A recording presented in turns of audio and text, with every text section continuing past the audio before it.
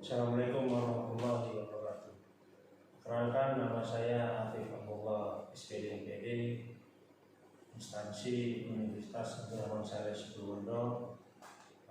Di sini saya akan menerangkan tentang pengabdian saya yang saya anggap begitu banyak inovasi dan pembaharuan untuk kepentingan Serdos tahun 2021.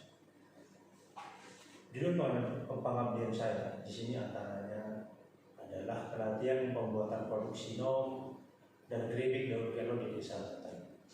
Surat tugas dari MP3M dengan nomor 193 garing LP3M titik P garing 6 garing 2020. Kisaran dana itu sekitar 500.000. Peserta latihan berkisar 20 peserta. Tujuan pengabdian meningkatkan taraf perekonomian desa Batal pada ibu-ibu PKK. Di antaranya juga terdapat inovasi produk, meningkatkan marketing melalui e-commerce.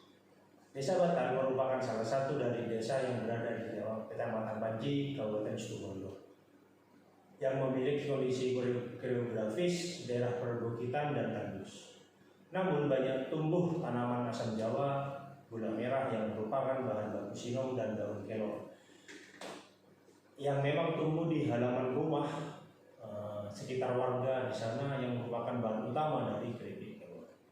Mengingat sinom dan keripik kelor kandungan yang sangat besar itu serta bahan baku yang mudah didapat dan tentunya mempunyai nilai ekonomis dalam pengembangan perekonomian masyarakat Desa Batal, maka ada manfaat yang besar dalamnya yang dapat diambil dari program kerja ini.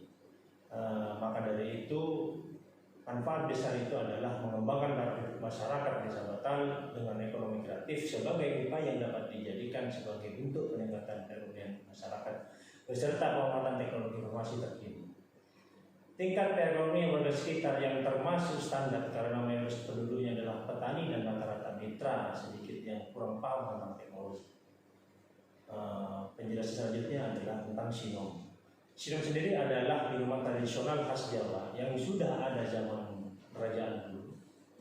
Minuman lezat ini dibuat dari campuran air asam Jawa, daun asam muda alias sinom. Yaitu juga di dalamnya ada kunyit. Inovasi dari pengembangan ini, kami tidak memakai gula asli. Berarti kami memakai sebagai ganti pemanis itu adalah gula aren sebagai inovasi terbaru kami. Kunyit yang dalam bahasa Latin adalah curcuma longaling adalah salah satu tanaman rempah dan obat yang berasal dari wilayah Asia Tenggara. Tanaman ini mengalami penyebaran ke daerah Malaysia, Indonesia, Australia, bahkan sampai pada Afrika. Kebiasaan orang Indonesia umumnya menggunakan kunyit sebagai pelengkap masakan, jamu atau untuk menjaga kesehatan. Manfaat serta kandungan yang terdapat pada tanaman kunyit ini sangat banyak sekali, seperti adanya bisdasmetosicurcumin, resin, pati, karbohidrat, protein, selulosa, dan lemak, serta dipakai dengan vitamin C, antioksidan, zat pahit, zat besi, fosfor, kalium, hingga banyak atsiri. Daun kelor merupakan salah satu bahan alam yang memiliki kandungan nutrisi dan bermanfaat untuk pemenuhan gizi. Daun kelor dapat diolah menjadi jamu, teh herbal, hingga suplemen. Tak sedikit pula orang yang menggunakan daun kelor sebagai bahan masakan. Selain beragam nutrisi di atas, daun kelor juga mengandung vitamin B, serat, fosfor, selenium, zinc, dan tembaga. Daun kelor juga mengandung banyak antioksidan seperti polifenol. Daun kelor di sini kami gunakan sebagai untuk pembuatan keripik. Kemudian tidak lupa juga kami memberikan peningkatan tentang masalah marketing melalui e-commerce, yaitu bagaimana sehingga penjualan ini mengembang atau meningkat. Pertama, saya menggunakan cara upsell. Apa upsell? Upsell adalah suatu teknik penjualan yang digunakan untuk membuat pelanggan membelanjakan lebih banyak dengan membeli produk dengan versi yang ditingkatkan atau premium dari apa yang dibeli. Kemudian kedua, terhubung dengan customer melalui fitur live chat. memanfaatkan fitur live chat untuk secara langsung membangun koneksi dengan customer baik di website ataupun di toko online, di e-commerce platform atau di marketplace. Ketiga, mengantisipasi penjualan mendatang. Maka dari itu, di dalam melihat produk, mana yang paling mendapat respon dari customer dan hasilnya dapat Anda gunakan untuk bukan produk, mana yang lebih baik untuk Anda jual terlebih dahulu atau dengan jumlah yang lebih banyak. Yang keempat, optimalkan halaman produk, yaitu bahasa istilah asingnya adalah conversion rate optimization atau CRO. Ini adalah merupakan praktik yang di dalamnya atau dalam penerapannya ini dapat mengoptimalkan konversi penjualan di dalam toko online. Proses ini dilakukan dengan metode penelitian kualitatif dan kuantitatif sehingga Anda akan mendapatkan hasil yang nyata dan tidak memihak tentang bagaimana toko online Anda mengkonversi konsumen menjadi pelanggan tetap. Setelah melakukan penelitian tentang proses tadi, maka penelitian ini gunanya untuk mengidentifikasi tantangan dan peluang dari toko tersebut. Maka dari itu proses ini sangat mengembangkan hipotesa nanti dari hasil penjualan itu dan tes untuk melihat pendekatan mana yang masih menjual terbaik untuk bisnis e-commerce. Terus yang kelima, adanya apresiasi untuk customer yang loyal. Apa itu? Maka dari itu penjelasannya adalah salah satu cara untuk mengapresiasi pelanggan setia seperti mereka adalah melalui program loyalitas pelanggan. Ada banyak cara yang membuat pelanggan dan Anda mendapatkan manfaat dari program loyalitas ini. Bisa saja dengan memberi pelanggan insentif tambahan untuk melakukan pembelian dan menjadi brand di dalam berada di top of mind mereka dengan fitur pengingat otomatis. Tentang metode pemberdayaan masyarakat dalam pengayaan masyarakat ini adalah melalui program-program yang telah dirancang sebelumnya saat melakukan observasi awal di desa Batal. Hal ini maksudnya untuk lebih memahami dan mendapatkan hasil yang maksimal dalam pelaksanaan pelatihan dengan metode pendampingan. Metode ini sangat cocok digunakan demi tercapainya tujuan dalam sebuah program yang telah ada. Adapun tahapan yang dilakukan saat pelatihan dan pendampingan terdiri dari persiapan, kemudian riset dan formulasi produk, pelatihan dan pendampingan.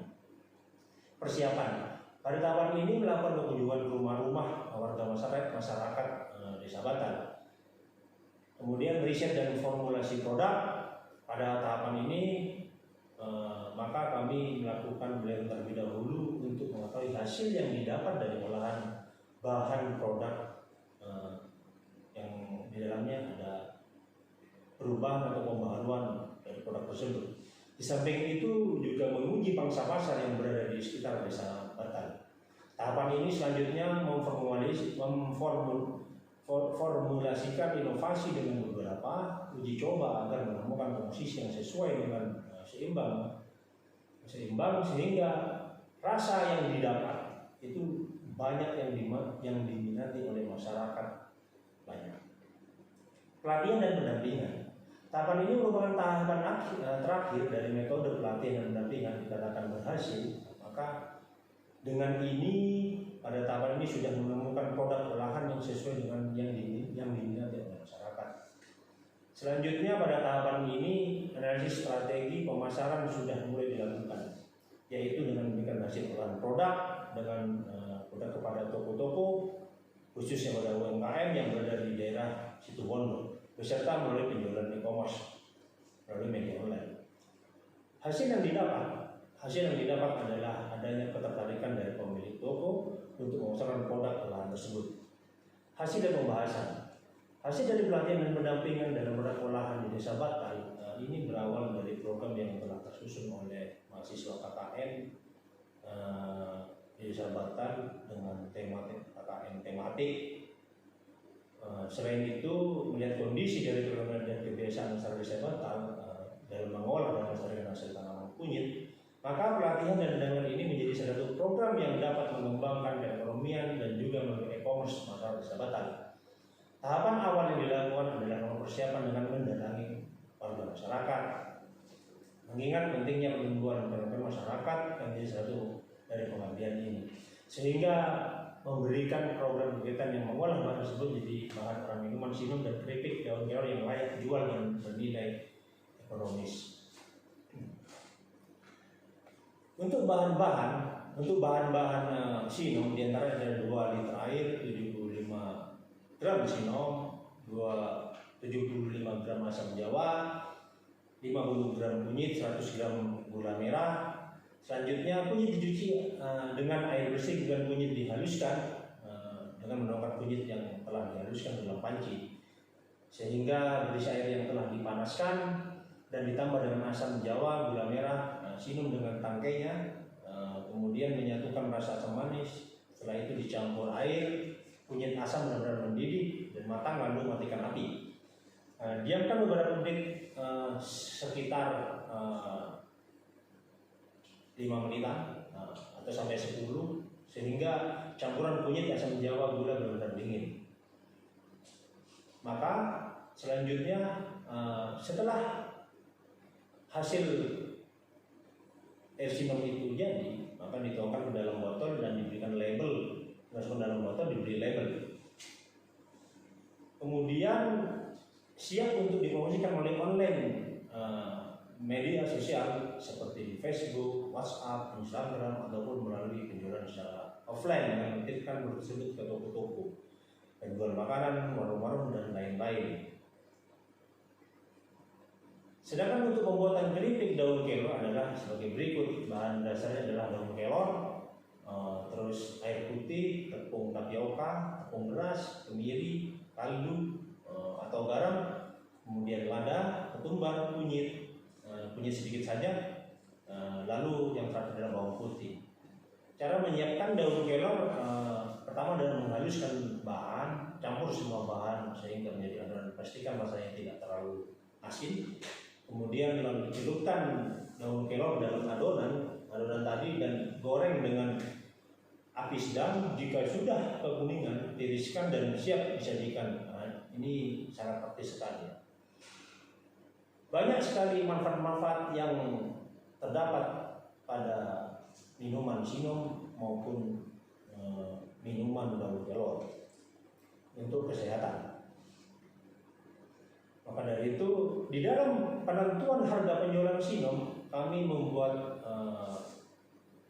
harga dengan pembiayaan produksi dengan daftar harga bahan baku. Diantaranya bahan Sinom itu berkisar 5.000, kunyit 10.000, buah asam 5.000, gula jawa 10.000, 20 botol kurang lebih dengan ukuran 600 ml dikali 1.000, jumlahnya itu sekitar 62.000. Maka produk satu botol itu berharga 6.000.